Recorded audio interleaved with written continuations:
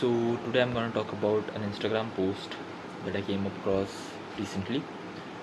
It titles as "The Lie That Holds Inequality Together." There is a psychological theory from late 1970s called the just world hypothesis, developed by the social psychologist Melvin Lerner, which argues that human beings have a deep need to believe the world is fundamentally fair, that people generally get what they deserve and deserve what they get. Lerner arrived at this by watching people blame victims of misfortune for their own suffering and wondering why that instinct was so strong even among people with no stake in the outcome. What Lerner found was that belief in a just world is not really about the world. It is a defense against an idea most people find unbearable.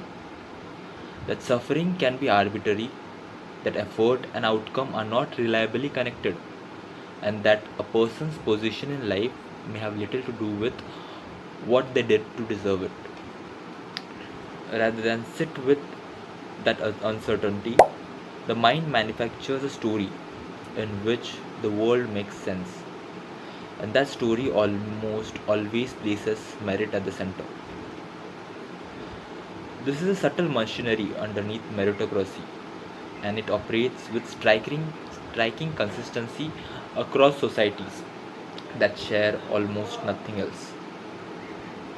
An American defending extreme wealth concentration as the reward for talent, an Indian professional opposing reservation on the grounds of merit, a Gulf state resident rationalizing the kafala system as a simple contract and choice, and a Chinese urban elite accepting the Hoku system's exclusion of rural migrants as a natural order of development are all running the same psychological program in different political costumes. This is why arguing against meritocracy with better data so rarely works. You can show someone the research on intergenerational wealth transfer or how parental income predicts elite admissions more reliably than test scores, and the belief barely moves because it was never built from evidence. It was built to protect the believer from a feeling, and feelings do not yield to spreadsheets.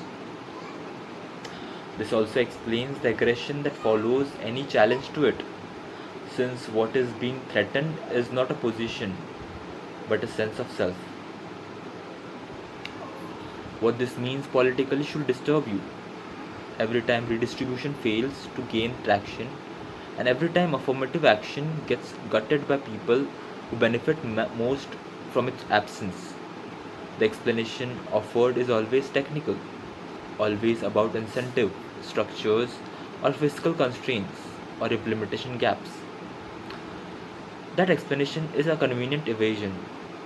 The real obstacle sits underneath all of it, in the fact that supporting these policies requires a person to admit the system rewarded them for reasons that had nothing to do with merit, and most people will burn the book and most people would burn down a more equal world before they would sit with that admission. Ask yourself the question you have spent your whole life avoiding, not whether the world is fair. You already know it isn't.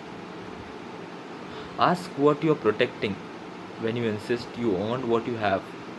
What version of yourself collapses the moment you admit your suffering was hard but your position was not deserved? Ask why you would rather defend a system that crushes people who work exactly as hard as you than, than sit for one unbearable minute with with the truth that you got lucky.